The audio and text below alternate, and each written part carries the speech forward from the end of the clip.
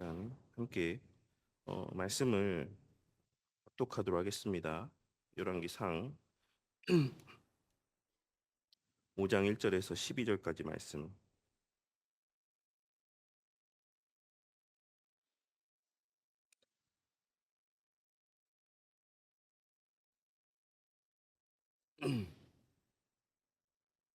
열왕기상 5장 1절에서 12절.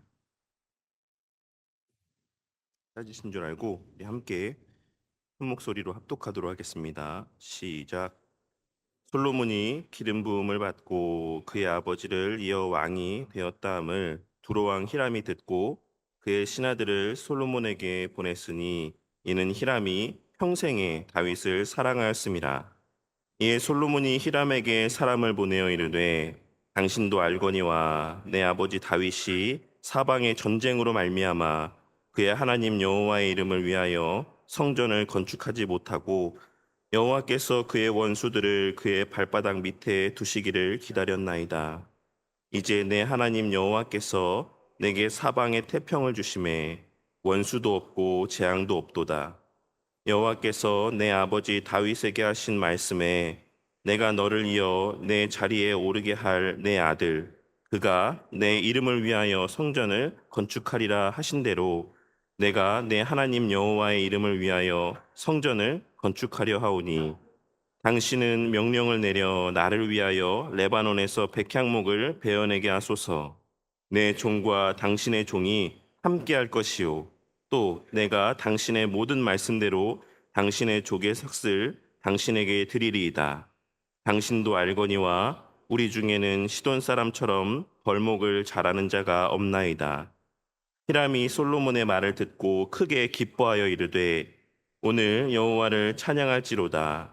그가 다윗에게 지혜로운 아들을 주사 그 많은 백성을 다스리게 하셨도다 하고 이에 솔로몬에게 사람을 보내어 이르되 당신이 사람을 보내어 하신 말씀을 내가 들었거니와 내 백향목 제목과 잣나무 제목에 대하여는 당신이 바라시는 대로 할지라. 내 종이 레바논에서 바다로 운반하겠고 내가 그것을 바다에서 뗏목으로 엮어 당신이 지정하는 곳으로 보내고 거기서 그것을 풀리니 당신은 받으시고 내 원을 이루어 나의 궁정을 위하여 음식물을 주소서 하고 솔로몬의 모든 원대로 백향목 제목과 잣나무 제목을 주매 히람에게 그의 궁정의 음식물로 밀 2만 고루와 맑은 기름 20고루를 주고 해마다 그와 같이 주었더라. 여호와께서 그의 말씀대로 솔로몬에게 지혜를 주신 고로 히람과 솔로몬이 친묵하여 두 사람이 함께 약조를 맺었더라. 아멘.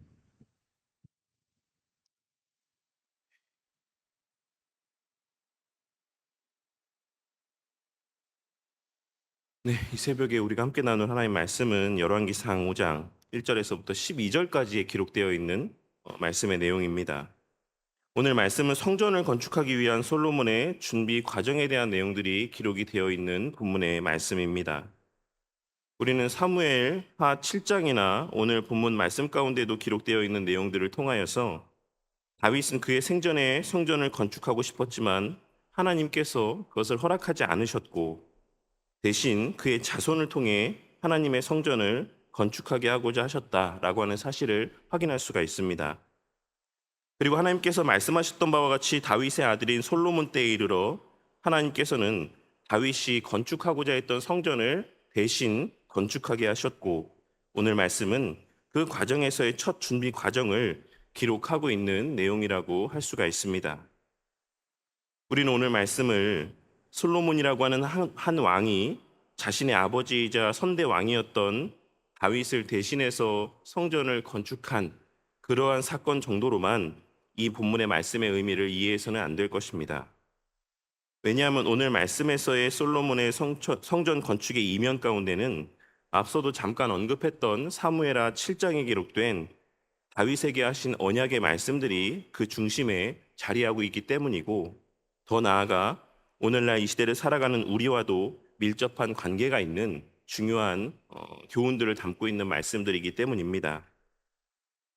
오늘 말씀을 통하여서 과연 솔로몬을 통해 성전을 건축하게 하신 사건에 담긴 하나님의 뜻이 무엇이고 그로 말미암아 우리가 깨달아야지만 될 하나님께서 우리에게 베푸신 은혜가 무엇인지를 깨닫게 되므로 이 시간 이 말씀 가운데 귀를 기울이는 저와 또 우리 모든 청년들에게 큰 위로와 소망이 가득하기를 바랍니다. 오늘 말씀은 앞서도 말씀드렸던 것처럼 다윗이 그토록 바랬던 성전 건축을 그의 아들인 솔로몬이 대신 감당하게 되는 사건에 대한 기록입니다. 그렇다면 하나님께서는 왜 다윗이 성전을 건축하는 것은 허락하지 않으셨고 솔로몬을 통해서 성전을 건축하게 하신 것이겠습니까? 이에 대해서는 크게 두 가지의 의견이 존재하고 있는데 하나는 역대상 22장 8절에 기록된 말씀인 여호와의 말씀이 내게 임하여 이르시되 너는 피를 심히 많이 흘렸고 크게 전쟁하였느니라 내가 내 앞에서 땅에 피를 많이 흘렸은즉 내 이름을 위하여 성전을 건축하지 못하리라 라고 하는 말씀을 근거로 다윗이 전쟁 가운데 많이 흘렸기 때문이라고 보는 견해입니다. 사실 대부분의 경우는 다윗이 성전을 건축하지 못한 이유를 이 말씀을 근거로 해서 또 이렇게 이해하고 있는 청년들도 많을 것이다라고 생각합니다. 그런데 다윗이 성전을 건축하지 못했던 것은 단순히 그냥 요 하나의 이유만 있었던 것은 아니고 또 다른 견해가 있는데 오늘 말씀 3절에 기록된 말씀에 근거하여서 다윗이 나라를 다스리는 동안에는 국권을 공고히 하기 위한 전쟁이 끊임없이 계속해서 그 영토 가운데 있었으므로 성전을 건축할 여력이 없었기 때문에 허락하지 않으신 것이다라고 보는 견해가 있습니다. 그리고 저는 이 두 가지의 견해 가운데 후자의 견해가 좀 더 설득력이 있는 견해다라고 생각을 합니다. 그리고 매튜엘리 목사님이라고 하시는 좀 유명한 목사님도 그의 열왕기상 주석에서 이에 대해서 주석하기를 다윗에게는 성전 건축의 의도가 있었지만 다윗이 겪은 수많은 전쟁은 성전을 건축하는 데 장애물이 되었다. 이러한 전쟁들은 많은 시간과 염려와 걱정을 더했으며 그에게는 계속적인 경비 지출과 많은 백성들을 끊임없이 채용해야 되는 부담을 지녀야 됐다. 그래서 성전 건축이 제대로 진행될 수 없었다라고 이야기하고 있는데 이는 3절에서의 솔로몬의 말에 담긴 의미는 다윗이 피를 많이 흘렸기 때문이라는 부정적인 뉘앙스의 말이 아닌 다윗 때에는 성전을 건축할 만한 여건과 상황이 되지 않았기 때문에 하나님께서는 다윗의 때에 성전을 건축하게 하지 않으시고 다윗을 통해 나라가 안전한 안정기에 접어들게 되고 그 이후에 그 자손을 통해 성전을 건축하게 된 것이다 라는 의미로 이 말씀을 이야기하고 있는 것입니다. 그리고 저는 그러한 견해가 좀 더 합당한 견해다라고 생각을 합니다.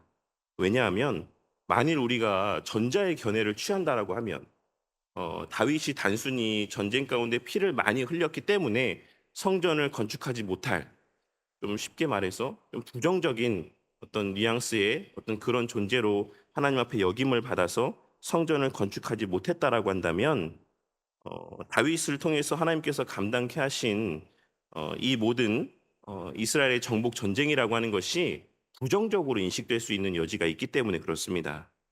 그러니 우리는 역대상 22장 8절에 기록된 표현이 다윗 개인에 대한 하나님의 평가를 말씀하고 있는 것으로 우리는 이 말씀을 이해하는 것이 아닌 다윗이 통치하던 시대에 대한 하나님의 평가로 이해할 수 있어야지만 되는 것입니다. 하나님께서는 다윗을 향해 너의 때에는 성전을 건축할 평화의 때가 아닌 많은 피를 흘려야지만 될 전쟁의 때다.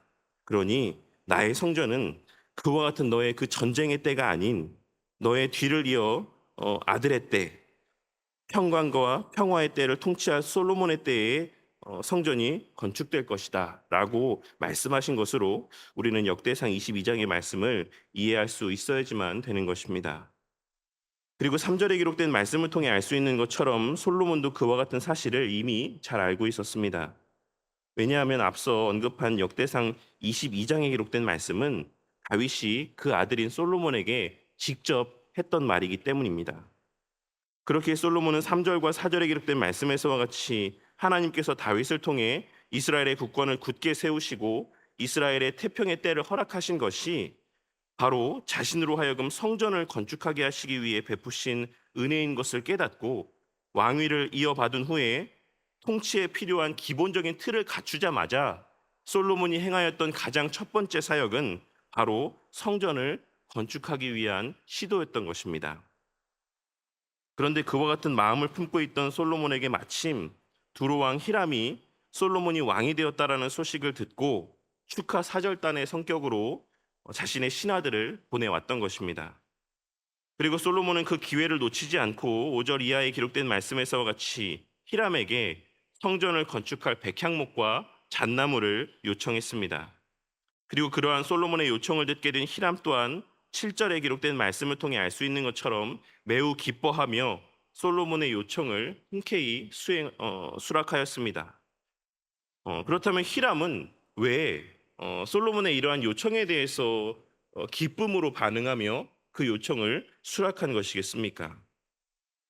물론 히람이 오늘 본문 말씀 가운데도 기록되어 있는 것처럼 개인적으로 다윗과 친분이 있는 관계 가운데 있었기 때문이기도 하지만 다윗의 뒤를 이어 왕이 된 솔로몬과도 돈독하게 지내고 싶은 마음이 히람의 마음 가운데 자리하고 있었기 때문이라고 할 수 있습니다.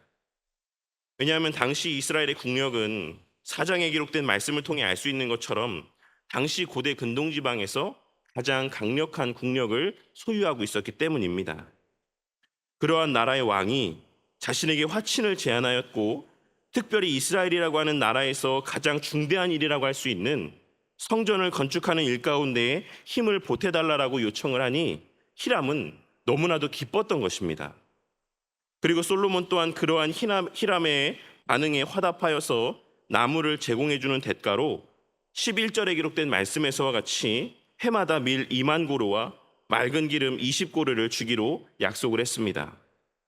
그리고 이는 앞서 솔로몬의 왕궁에서 하루에 소비된 밀의 양이 90고루였다라고 하는 사실에 비추어 생각해 보았을 때 결코 적은 양이 아니었다라는 사실을 생각해 볼 수 있습니다. 그리고 이는 솔로몬이 하나님의 성전을 짓는 데 있어 결코 인색하지 않았다라는 사실과 모든 일을 화평함 가운데 지혜롭게 진행했다라고 하는 사실을 나타내 보여주는 단적인 예 가운데 하나라고 할 수가 있는 것입니다. 그렇다면 오늘 말씀이 하나님께서 다윗과 맺으신 언약과는 무슨 관계가 있는 것이고 또 더 나아가 오늘날을 살아가는 우리와는 어떤 관계가 있는 말씀이라고 할 수가 있겠습니까? 먼저 우리는 오늘 말씀이 앞서 서두에 언급했던 사무엘하 7장에 기록된 하나님께서 다윗에게 약속하신 다윗 언약의 성취의 의미를 지니고 있는 사건이라는 사실을 염두에 두고 오늘의 말씀의 의미를 살필 수 있어야지 될 것입니다. 오늘 이 시간에 사무엘하 7장 5절에서부터 16절까지에 기록되어 있는 다윗 언약이 담고 있는 모든 의미를 다 상세하게 다룰 수는 없지만 그 의미를 간략하게나마 정리해 보자면 첫째로 다윗 언약은 다윗으로 하여금 이스라엘의 주권자가 되게 하시겠다라는 약속이었습니다. 다윗 언약은 왕권과 통치권에 대한 약속이었던 것입니다. 그렇게 우리는 이후에 성경에 기록되고 언급되는 왕이나 기름 부음을 받은 자 혹은 목자와 같은 단어들이 모두 다윗 언약과 관계된 표현이라는 사실을 염두에 두고 그 의미를 살필 수 있어야지만 됩니다. 그리고 둘째로 다윗 언약은 전쟁에서의 승리를 보장해 주시는 약속이었습니다. 우리는 이전까지의 이스라엘의 승리와 관계된 약속이 순종과 불순종의 조건이 전제된 약속이었다라는 사실을 기록된 말씀을 통해 확인할 수 있습니다. 하지만 다윗에게 약속하신 말씀을 면밀하게 살펴보시면 다윗에게 하신 그 승리에 대한 약속은 그러한 조건성이 배제되어 있는 약속이라는 사실을 우리는 확인할 수가 있는 것입니다. 그리고 셋째로 다윗에게 위대한 이름을 주시겠다라는 약속이었습니다.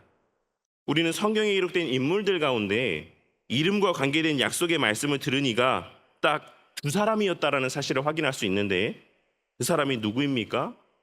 아브라함과 다윗입니다. 그리고 그런 맥락에서 마태복음에 기록된 예수님의 족보가 아브라함과 다윗의 자손 예수 그리스도의 계보라고 기록된 것 또한 이 다윗 언약의 성취의 한 부분이라고 할 수가 있는 것입니다. 그리고 넷째로 다윗 언약은 어제 개회 예배 시간에 김주원 목사님께서 말씀하셨던 것처럼 그 모든 약속이 뭐와 관계됐다라고 말씀하셨었죠. 어제 김주원 목사님께서 항상 그 이전에 뭐에 대한 언급들이 나타난다라고 말씀하셨습니까? 네, 좀 더, 예, 맞습니다. 장소와 관계된 것이다라고 언급되고 있다라고 말씀하셨죠. 그래서 이 다윗 언약은 특정한 장소와 관계된 약속이며 그 장소에서는 평화가 보장될 것이다라는 약속이었습니다. 그리고 그 장소는 1차적으로는 성전이 자리하고 있는 예루살렘을 의미했고 종말론적인 성취의 관점에서는 궁극적으로 하나님의 나라의 현실이라고 할 수 있는 오늘날의 교회를 의미한다라고 할 수 있습니다. 그렇기에 평화가 보장될 예루살렘을 그와 같이 특정한 장소가 되게 해주는 실체라고 할 수 있는 성전의 건축은 칼을 손에 쥐고 전쟁의 사명을 감당해야 됐던 다윗이 아닌 하나님께서 평강의 왕이 될 것이다라고 말씀하셨던 솔로몬을 통해 성취되어져야지만 되었던 것입니다. 다윗의 언약의 핵심은 다섯 번째로 다윗의 집이 여호와의 집을 건축하게 될 것이다라는 약속이었습니다. 여기서의 집이라고 하는 표현은 뒤에 언급되는 씨라고 하는 표현과 관계된 표현으로서 이는 자손, 후손을 의미한다라고 할 수 있습니다.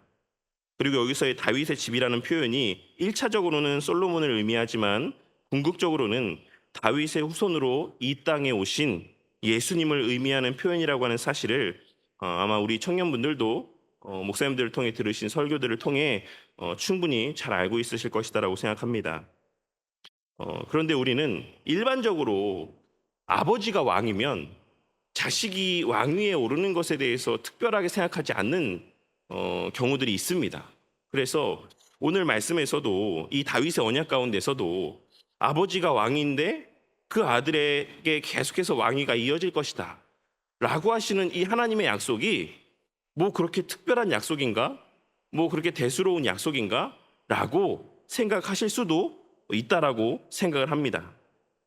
그런데 우리는 앞서 사울에게 요나단이라고 하는 훌륭한 아들이 있었지만 그 아들이 왕위를 이어받지 못했다라는 사실과 또한 이스라엘 역사 가운데 등장하는 그 어떤 사사들 가운데도 그 누구도 그리고 제사장 엘리나 심지어 사무엘조차도 그 아버지의 뒤를 이어 그 직무를 감당한 그 후손들이 없었다라는 사실을 기록된 말씀의 내용을 통해 확인할 수가 있습니다. 그러니 다윗에게 주셨던 다윗의 집이 여호와의 집을 건축하게 될 것이다라고 하는 이 약속은 사실은 특별한 의미를 지니는 매우 특별한 은혜였던 것이며 그러한 맥락에서 오늘 말씀에서의 솔로몬을 통해 성전이 건축되게 된 것은 결국 참된 평강의 왕이신 우리 예수님을 통하여서 신약시대의 교회가 세워질 것이고 예수님께서 친히 기초를 놓으신 그 주의 몸된 교회는 주 안에서의 언약의 백성들과 그 가정을 통하여서 계속해서 세워져 가고 완성되어져 갈 것을 나타내 보여주는 예표적 의미가 담겨져 있는 약속의 말씀이라고 할 수가 있는 것입니다. 그리고 그 과정에서 하나님께서는 그 나라의 왕권과 왕위를 견고히 하시겠다라고 말씀하시는 한편 그 후손이 범죄하면 사람의 매와 인생의 채찍으로 징계하시겠다라고 말씀하셨던 것이고 하지만 그럼에도 불구하고 그러한 당신의 백성들의 부족과 연약에도 불구하고 사울과 같이 그 은총 자체를 그에게서 빼앗지는 않겠다라는 약속이 바로 다윗 언약에 담겨 있는 말씀의 의미들이라고 할 수가 있는 것입니다. 그리고 이를 통해 우리는 하나님께서 이 땅에 예수님을 통해 세우실 하나님의 나라로서의 비가시적, 불가시적 참된 교회는 그 머리된 예수님의 영원한 왕권으로 말미암아 마지막 날까지 견고하게 서 있을 것이다라는 사실을 깨닫게 될 뿐만 아니라 교회에 속한 하나님의 자녀들이 범죄하면 그에 대한 사람의 매와 인생의 채찍이라는 훈계와 징계가 있을 것이다라는 사실을 깨달을 수 있고 뿐만 아니라 그럼에도 불구하고 그에게 허락된 자녀라는 지위는 박탈되지 아니할 것이다라는 사실을 확인할 수 있는 것입니다. 그리고 무엇보다 우리는 하나님께서 다윗에게 약속하셨던 이 약속은 그 약속의 실체였던 우리 예수님을 통해 성취가 되었으며 오늘날 지금 이 순간에도 여전히 유효하다라는 사실을 늘 명심함 가운데 살아가야지만 되는 것입니다. 오늘 말씀에서의 솔로몬을 통해 성전을 건축하게 하시는 하나님의 역사를 통해 첫째로 주의 몸된 교회는 평강의 왕이신 우리 예수님께서 평강의 사람, 온유하고 사랑이 많은 이들을 통해 친히 세우시고 또한 세워 가신다라고 하는 사실을 깨닫게 되는 은혜가 있으시기를 바랍니다. 하나님께서는 성전 건축을 다윗에게 허락하지 않으시고 그의 아들인 솔로몬에게 허락하셨습니다. 그리고 그와 같이 하신 이유는 앞서도 말씀드렸던 것처럼 다윗은 피를 흘리며 싸우는 전쟁의 사람이었고 솔로몬은 온순한 사람이었기 때문이라는 사실을 우리는 역대상 22장 8절과 9절에 기록된 말씀을 통해 확인할 수가 있습니다. 역대상 22장 9절에서의 온순한 사람이라고 번역된 표현에서의 이 온순하다라고 하는 표현의 의미는 안식하다, 위로하다, 쉬다 라는 의미를 지닌 표현입니다. 그러니 온순한 사람이라고 하는 이 표현은 안식을 주는 사람, 위로를 주는 사람, 힘을 주는 사람이라는 의미를 지니고 있는 표현이라고 할 수가 있는 것이며 이는 궁극적으로는 예수님을 가리키는 표현이라고 하는 사실을 우리는 하나님의 약속이 성취되어져 온 과정을 통해 확인할 수가 있는 것입니다. 그렇다면 이 사실이 의미하는 바는 무엇이겠습니까? 주의 몸된 교회는 어떤 곳이 되어야 하는지, 주의 몸된 교회를 구성하는 사람들은 어떤 사람들이 되어야 하는지, 평강의 왕이신 예수님께서는 어떠한 사람들을 통하여서 당신의 몸된 교회를 세워 가시는지를 우리는 오늘 말씀에서의 솔로몬을 통해 성전을 건축하게 하신 하나님의 행하심을 통해 발견하고 깨달을 수 있어야지만 되는 것입니다. 교회는 평강의 왕이신 예수님을 머리로 둔 공동체이며 우리 예수님께서는 주의 몸된 교회를 통해 세상에 참된 안식과 위로와 쉼을 주고자 이 교회라는 공동체를 세우셨습니다. 하지만 오늘날 교회 공동체가 어제 저녁에도 말씀드렸던 것처럼 사람들에게 진정한 참된 안식을 주고 위로를 주며 쉼을 주고 있습니까? 오늘날 교회 공동체가 사람들에게 있어 위로의 장소, 쉼의 장소로 여겨지고 있습니까? 오늘 말씀에서 하나님께서 다윗이 아닌 솔로몬을 통해 성전을 건축하게 하셨다라고 하는 사실이 오늘날 이 시대를 살아가는 우리에게 많은 것을 생각할 수 있게 해주는 은혜의 말씀이 되기를 바랍니다. 오늘날에도 여전히 다윗과 같은 사람이 되어 치열한 전투와 전쟁 가운데, 치열한 경쟁 가운데 남보다 더 우뚝 선 그 자리에서 교회를 세워가고자 하는 자들이 넘쳐나는 이 시대 가운데에서 하나님께서 다윗이 아닌 솔로몬을 통해 성전을 건축하게 하셨다라는 이 말씀이 우리 청년들에게 귀한 울림이 되는 말씀으로 들려지고 새겨지게 되기를 바란다는 것입니다. 교회는 온유하고 다른 이들에게 위로가 되며 그들에게 참된 쉼을 줄 수 있는 자들을 통해 세워져 가는 것이며 주님께서 원하시는 모습이 바로 그런 모습이라는 사실을 우리는 오늘 말씀을 통해 발견하고 깨달을 수 있어야지만 되는 것입니다. 물론 교회가 진리를 파수하고 비진리와 싸우기 위해 치열한 영적인 전투를 벌여야 되는 것은 맞지만 심지어 그 진리를 파수하는 일조차도 원수를 위해 기도해라, 원수를 사랑해라 라고 하는 주님의 말씀을 되새기며 우리는 사랑과 온유의 마음으로 그리고 긍휼의 마음으로 그 사명을 감당하는 자들이 되어야만 하는 것입니다.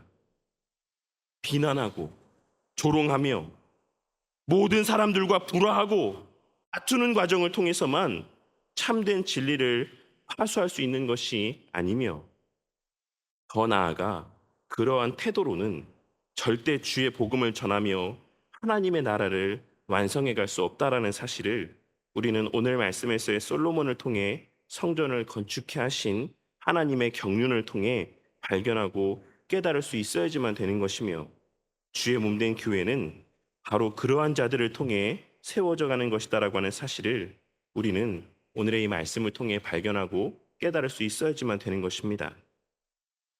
둘째로 주의 몸된 교회는 한 사람이 아닌 여러 사람들의 협력함을 통해 세워져 가는 것이라는 사실을 오늘 말씀을 통해 깨달을 수 있어야지만 될 것입니다. 오늘 말씀에서의 솔로몬은 그 누구보다 지혜롭고 부유하며 힘이 있는 자였음에도 불구하고 겸손함 가운데 히람의 도움을 구하였다라는 사실을 우리는 오늘의 이 말씀을 통해 확인할 수 있습니다. 그리고 이를 통하여서 우리는 주의 몸된 교회는 어제 저녁 예배 시간에도 말씀드렸던 것처럼 어느 한 사람의 특출남을 통해 세워지는 것이 아닌 여러 재능을 허락하신 이들과의 동력의 과정을 통해 세워져 가는 것이다라고 하는 사실을 깨달을 수 있습니다. 그리고 더 나아가 이 말씀은 주의 몸된 교회라고 하는 것이 소수의 특별한 대형 교회들을 통하여서만 하나님의 나라가 확장되어져 가고 완성되어져 가는 것도 아니다라고 하는 사실을 이 말씀을 통해 발견하고 깨달을 수 있어야지만 될 것입니다. 하나의 거룩한 보편교회는 여러 모양의 교회들의 협력과 동력을 통해 서로 밀어주고 끌어주며 서로의 단점은 보완해주고 서로의 장점은 살려주며 그렇게 함께 세워져 가고 함께 지어져 가는 것이다라고 하는 사실을 오늘 말씀을 통해서도 다시 한번 깨닫게 되는 은혜가 있기를 바랍니다. 하나의 지역교회가 여러 모양의 성도들의 동역과 헌신과 수고 가운데 세워져 가는 것인 것처럼 하나의 거룩한 보편교회 또한 어느 특정한 몇몇 교회들만을 통해서가 아니라 이 땅에 존재하는 모든 주의 몸된 교회들의 동력과 헌신과 수고를 통해 세워져 가는 것이다라고 하는 사실을 오늘 말씀을 통해 다시 한번 깨닫게 되는 은혜가 있으시기를 바란다는 것입니다. 그리고 그것이 바로 주님께서 기뻐하시는 교회의 모습일 것입니다. 그리고 그것이 바로 당신 스스로의 힘으로도 구원의 역사를 완성하실 수 있는 무한한 능력을 가지신 하나님이심에도 불구하고 이 땅에 여러 모양의 크고 작은 교회들을 세우게 하신 하나님의 뜻이라고 생각을 합니다. 교회가 교회들을 경쟁의 상대로만 바라보고 성도가 성도들을 질투와 시기의 대상으로만 바라보는 그러한 모습들이 우리 가운데 나타나지 않기를 바랍니다. 다른 교회에 잘 되었다라고 하는 소식들이, 누군가가 좋은 직장에 취업했다라고 하는 소식들이, 누군가의 삶이 형통하다라고 하는 소식들이 우리의 마음 가운데 있어서 그 깊숙한 한 부분에서의 불편함으로 여겨지는 그러한 교회 공동체가 되지 않기를 바란다는 것입니다. 교회가 교회를 동력의 대상으로 여기고 성도가 성도를 섬김의 대상, 위로의 대상, 사랑의 대상으로 여기며 그렇게 함께 서로에게 힘이 되며 위로가 되며 그렇게 함께 주의 몸된 교회, 하나의 거룩한 보편교회를 세워가는 우리 제신노의 청년들이 되고 우리 제신노회 안에 속한 모든 교회들의 관계가 앞으로도 지금처럼 계속하여 서로를 위하여 힘이 되며 그렇게 함께 하나의 거룩한 보편교회를 세워가는 그러한 관계가 되기를 바라는 것입니다. 저는 이것이 오늘 말씀에서 하나님께서 우리에게 말씀하시는 바이자 약속하시는 바일 것이다라고 생각합니다. 그리고 우리가 그러한 교회 공동체가 되고 이 땅의 교회들이 그러한 교회의 모습을 회복해 갈 때 그제서야 비로소 주의 몸된 교회는 다윗의 언약에서 하나님께서 말씀하셨던 참된 평화와 평강이 보장되는 교회의 모습으로 회복되어지고 그 안에서 성도들은 참된 안식과 위로와 쉼을 누리고 만끽하며 그러한 성도들을 바라보며 세상 사람들 또한 교회에 대한 매력을 느끼고 그러한 성도들의 입을 통해 복음이 증거되어질 때 그 복음이 능력 있게 세상 사람들에게 전하여지게 될 것이다라고 생각을 합니다. 저는 오늘날 한국교회가 겪고 있는 여러 힘든 상황들이 다윗 언약에서 하나님께서 말씀하셨던 사람의 매와 인생의 채찍으로서의 행하시는 징계라고 생각을 합니다. 우리 교회에서는 몇 번 이야기한 적이 있었는데 우리 청년들은 어떻게 생각할지 모르겠지만 저는 오늘날 한국 교회가 처해 있는 상황들이 우리가 너무나도 잘해서 겪는 사단의 시험이 아닌 우리가 너무나도 못해서 당하는 하나님의 징계로서의 힘든 시간들이라고 생각을 하는 것입니다. 제가 우리 교회에서도 성도님들에게 이런 질문을 했었는데 우리 청년들은 스스로 생각할 때 그 스스로의 삶이 사단이 그냥 내버려 두면 안 될 것처럼 여겨질 만큼의 의롭고 거룩하고 온전한 삶이라고 생각하십니까? 우리 청년들의 눈에 비춰지는 오늘날 교회의 모습들이 사단이 생각하기에 야, 이대로 두면 안 되겠다. 이대로 두면 하나님의 나라가 온전히 이 땅에 속히 임하겠다. 라는 생각이 들어서 그렇게 교회를 뒤흔드는 그런 모습으로 비춰질 만큼의 교회의 모습들이 우리 청년들의 눈에 목도되어지고 있다라고 생각하십니까? 참으로 안타까운 현실이지만 오늘날의 교회는 입으로는 사랑을 외치지만 실상은 그 어느 곳보다도 참된 사랑을 찾아보기 힘든 곳이 되고 말았습니다. 입으로는 늘 사랑의 예수님을 이야기하지만 입으로는 늘 성령의 충만함을 부르짖지만 그 예수님께서 나타내 보이신 사랑과 평강의 모습은 찾아보기 힘들고 갈라디아서 5장 22절과 23절에 기록된 사랑과 희락과 화평과 오래 참음과 자비와 양선과 충성과 온유와 절제의 모습, 성령의 열매라고 일컬어지는 이러한 모습들은 찾아보기 힘든 그러한 시대가 되어버린 것이 오늘날 우리의 교회의 현 주소라고 생각이 되어지는 것입니다. 우리는 특별히 이러한 성령의 열매들에 대한 말씀이 모두 다른 이들과의 관계 가운데 언급되어지고 있는 이타적인 속성과 관계된 말씀이자 갈라디아서에 기록되었다는 사실이 갖는 의미를 우리는 놓치지 말아야지만 될 것이다라고 생각합니다. 하나님께서는 율법과 행함을 강조했던 갈라디아 교회를 향해서 율법의 참된 의미와 그 가치를 아는 사람들은 서로를 향한 질책과 비난과 손가락질이 아닌 사랑과 희락과 화평과 오래 참음과 자비와 양선과 충성과 온유와 절제의 모습을 나타내 보일 수밖에 없다라는 사실을 말씀하였던 것입니다.